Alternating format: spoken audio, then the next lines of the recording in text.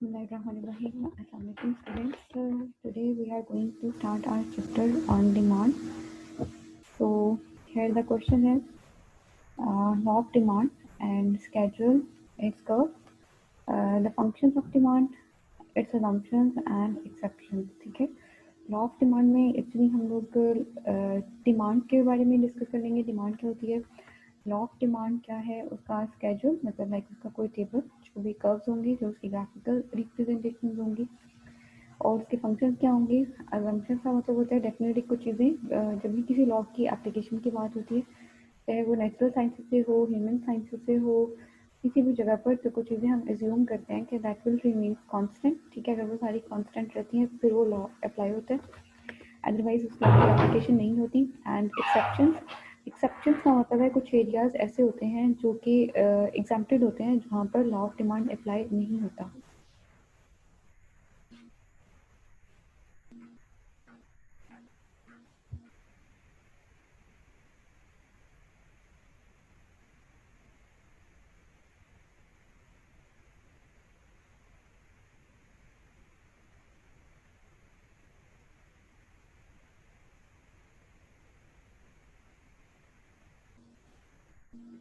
सो अगर हम डिमांड के बारे में बात करते हैं कि डिमांड क्या है, बेसिकली तो किसी भी प्रोडक्ट के बारे में जब हमने उसको बाय करना होता है तो हम कहते हैं कि उस प्रोडक्ट की डिमांड एग्जिस्ट करती है.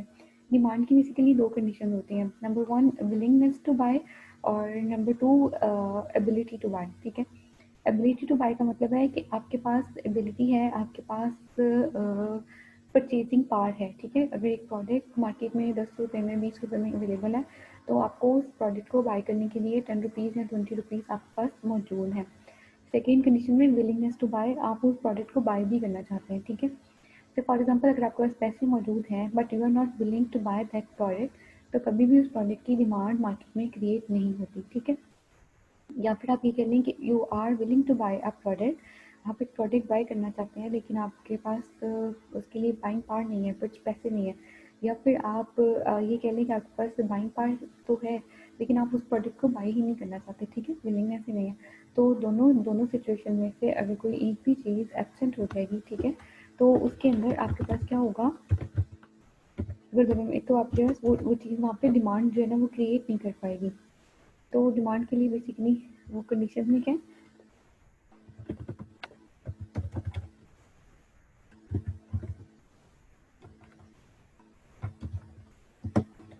ability to buy and willingness to buy.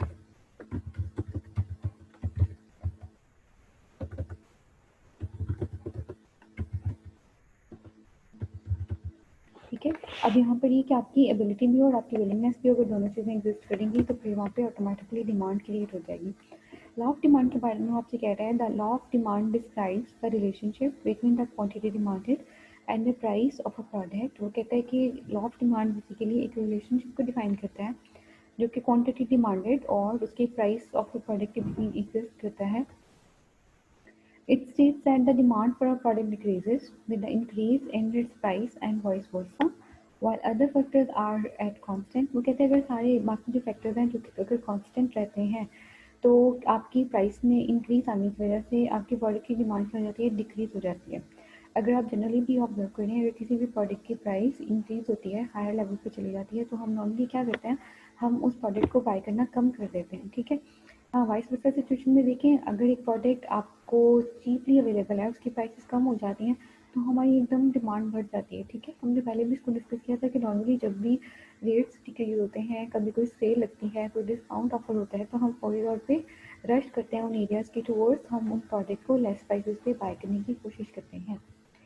So vice versa का मतलब है ऑपोजिट सिनेरियोज में, अगर यहाँ अगर कहते हैं डिमांड डिक्रीज होगी प्राइस में इंक्रीज की वजह से, तो वाइस वर्सा का मतलब है कि प्राइस इंक्रीज भी हो सकती है with the decrease in price. ठीक है, अगर प्राइस के इंक्रीज होने से डिमांड कम होगी तो प्राइस के कम होने से डिमांड बढ़ भी सकती है.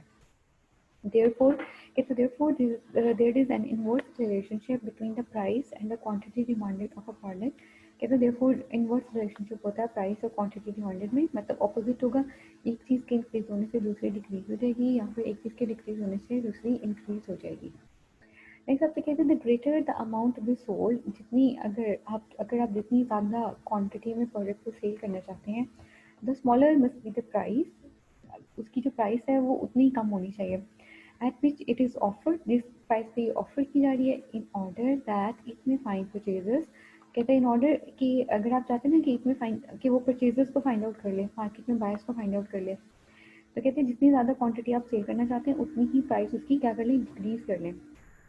और in other words the amount demanded increase with fall in price, कहते हैं द अमाउंट डिमांडेड, जो आप अमाउंट डिमांड कर रहे हैं वो इंक्रीज हो जाएगी with fall in price, price के फॉल में आने की वजह से। मतलब प्राइसेस अगर फॉल कर जाती हैं, गिर जाती हैं, तो डिमांड जो थी वो क्या करेगी, इंक्रीज हो जाएगी। And diminishes with rise in price, और डिमिनिश हो जाएगी जब प्राइसेस राइज करेंगी, इंक्रीज होंगी। ये मार्शल की डेफिनेशन है, ठीक है। मार्शल ने आपके पास लॉ ऑफ डिमांड की डेफिनेशन दी थी। कहते हैं demand is a dependent variable while price is an independent variable, price जो थी वो इंडिपेंडेंट है और डिमांड उसके ऊपर डिपेंड करती है, ठीक है। अगर प्राइस में चेंज आएगा तो ऑटोमेटिकली इफेक्ट क्या होगी, डिमांड होगी, ठीक है। डिपेंडेंट का मतलब होता है एक वेरिएबल जो किसी और वेरिएबल के ऊपर डिपेंड कर रहा है, उसमें वेरिएशन उसके अंदर ऑटोमेटिकली वेरिएशन ले आएगी। सॉरी, और इंडिपेंडेंट का मतलब है आपके पास वो वेरिएबल है जो कि इफेक्ट नहीं हो रहा किसी की वजह से भी, ठीक है।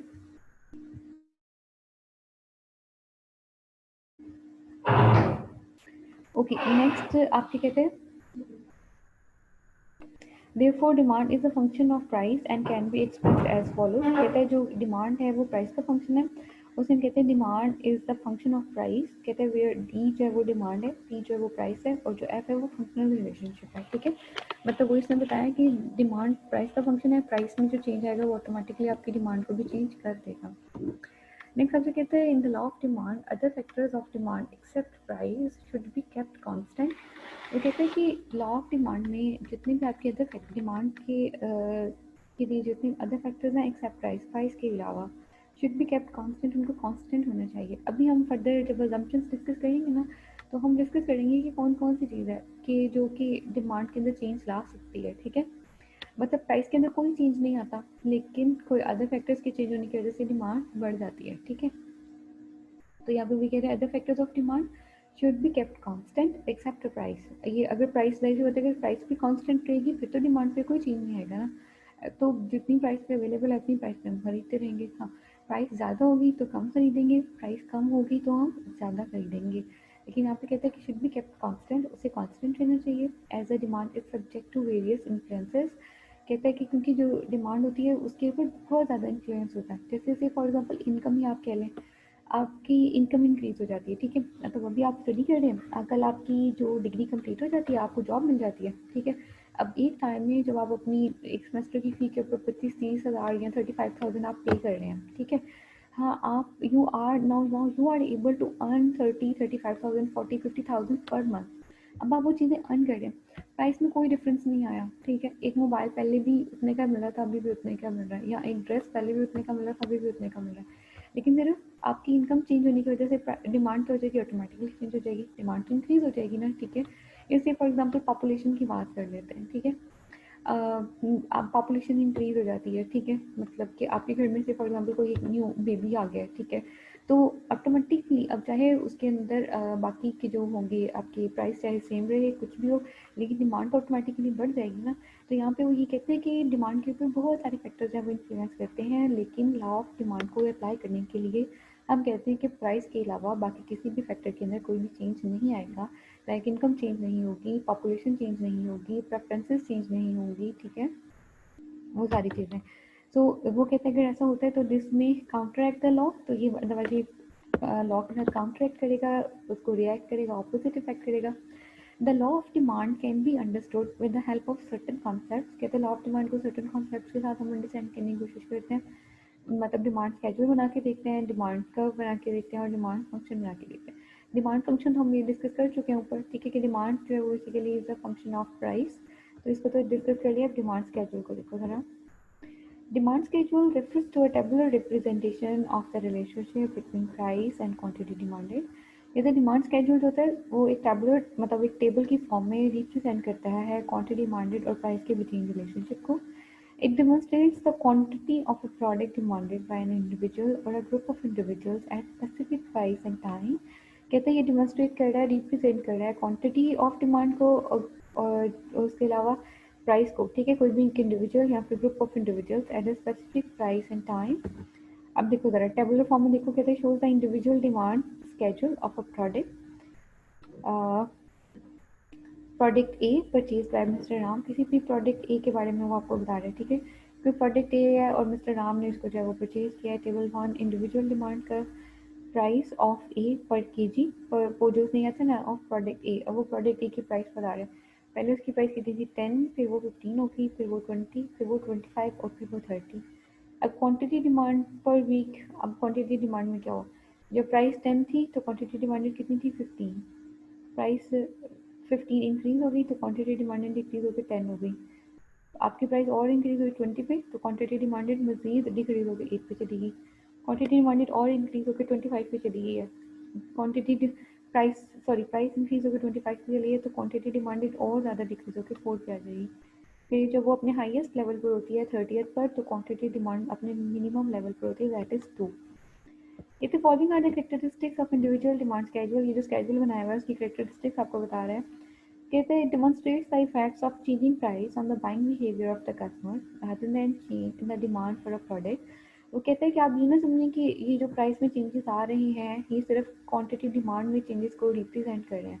कहता है एक्चुअली वो क्या कर रहा है, कहता है वो बाइंग बिहेवियर को डिपिक्ट कर रहा है कि जैसे जैसे प्राइस इंक्रीज होती जाएगी आपका हमारी जो बाइंग कैपेसिटी है वो कम हो जाएगी। एक चीज़ जो पहले मुझे 5 रुपए में मिल जाती थी, अगर वो 10 रुपए में मिलेगी तो मेरा बजट तो डिस्टर्ब होगा ना। तो बजट को मेंटेन करने के लिए ऑटोमेटिकली मुझे अपना बाइंग बिहेवियर चेंज करना पड़ेगा, या तो मुझे किसी और प्रोडक्ट पे स्विच करना पड़ेगा या फिर मुझे उस प्रोडक्ट के ऊपर अपने एक्सपेंस को रिड्यूस करना पड़ेगा, ठीक है। तो यहाँ पे वो कह रहे हैं कि सिर्फ वो डिमांड को नहीं डिपिक्ट करती, वो वहाँ पर कस्टमर के बाइंग बिहेवियर को भी डिपिक्ट करती है। बी में आपसे कहते हैं expresses the disparity in demand with the differences in product prices. वो कहते हैं प्रोडक्ट प्राइसेस में चेंज की वजह से डिमांड में क्या क्या चेंजेस होते हैं उसको एक्सप्रेस कर रहे हैं। Represents that at higher prices the quantity demanded reduces and vice versa. वो कहते हैं रिप्रेजेंट कर रहे हैं कि हायर प्राइसेस, जैसे जैसे प्राइस हायर होती गई है क्वांटिटी डिमांड डिक्रीज हो जाएगी। वॉइस वर्सा का मतलब है ऑपोजिट। अगर का मतलब ये प्राइस अगर हायर होके अगर क्वांटिटी डिमांड रिड्यूस की है तो अगर प्राइसेस के लोअर होने से क्वांटिटी डिमांड इंक्रीज भी कर जाएगी, ठीक है। लाइक अगर आप इसी टेबल को ऑपोजिट साइड में देख लें, इस तरफ से आ रहे थे तो प्राइस इंक्रीज हो रही थी तो डिमांड जो थी वो डिक्रीज होती चली गई, ठीक है। अगर हम देखें कि प्राइस 30 पर क्वांटिटी डिमांडेड 2 है, प्राइस 25 हो जाती है तो क्वांटिटी डिमांड 4 बढ़ गई ना। प्राइस मजीद कम होकर 20 पर आई तो क्वांटिटी डिमांडेड 8 पे चली गई और इंक्रीज हो गई। प्राइस 15 पर आई तो और ज़्यादा इंक्रीज होकर 10 पे, और जब प्राइस अपने उस पर हाइस्ट लेवल पर चली गई है उसके ऊपर सॉरी लोएस्ट लेवल पर चली गई है 10 हो गई है तो क्वांटिटी डिमांडेड यहाँ पे हाईएस्ट है 15, ठीक है। तो ये वाइस वर्सा सिचुएशन है जो यहाँ पे यूज करी है।